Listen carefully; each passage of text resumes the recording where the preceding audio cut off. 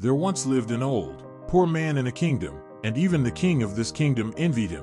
One day, something happened, and the old man suddenly became famous throughout the state. This story is about an old man living in Sundar Kingdom, who earned his living by selling forest wood. He was poor, but he was known for his strange words and his beautiful white horse. The horse was unlike any other in the state, or even the surrounding states, which made the king envious of him.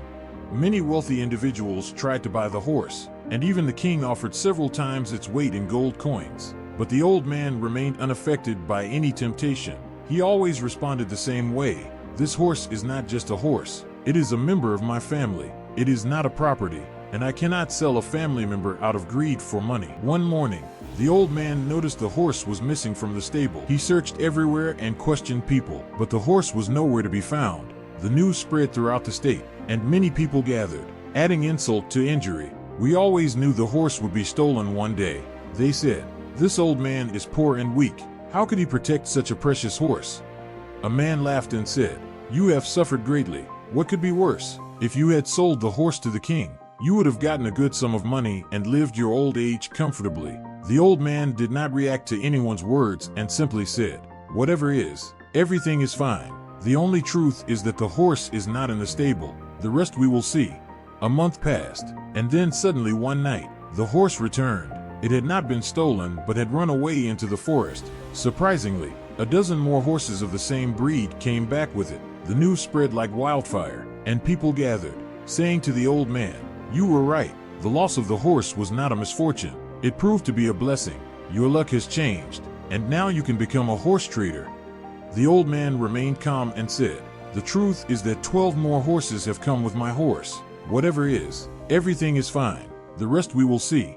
The old man's son started learning how to tame the wild horses, but after just 3 days, he fell from a wild horse and broke his leg. People gathered again and said sadly, "A lot of bad things have happened to you. Getting 12 horses was not a blessing but a curse. Your only son's leg is broken. Now how will he get married? The poor boy is unlucky." But the old man was not affected by people's words. He said, "The truth is that my son has broken his leg. It is also true that now I have to help him in his old age. But whatever is, everything is fine. The rest we will see." After some time, the king's enemies attacked the kingdom with a huge army. The king's army started weakening due to the sudden attack, and all the youth of the state were forcibly taken into the army. However, the old man's son survived because he was lame. People gathered at the old man's house crying and said, "You were right. Your son's broken leg proved to be a blessing for you. He did not have to go to war, but we are all very upset. Our children are gone, and we don't know if they will return. We know that you remain the same through happiness and sorrow, but how do you do it?" The old man said, "First of all, understand the truth. The only truth is that your sons have gone to serve the motherland. Perhaps it was not your wish, yet they have gone.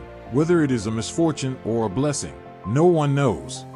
The old man further explained, "Until you give up the habit of labeling things as good or bad, you will continue to be troubled. Why worry about fate? If you have to take care of something, take care of your actions and thoughts, and live your life happily. Profit, loss, luck, these are small parts of life, just as you cannot understand an entire book by reading one line. Similarly, how can you decide if life is good or bad based on one incident? These events are not in our control, yet we form opinions about them and get upset by giving meaningless judgments. Do not draw conclusions about small incidents in life. Instead, stay in the moment. Life is in this moment. Stay happy and keep doing your work. Do not pay attention to what people say, whether they speak good or bad about you. If you focus on what people say, your mind will become restless. Therefore, focus on the important work in your life, which will always give you inner happiness."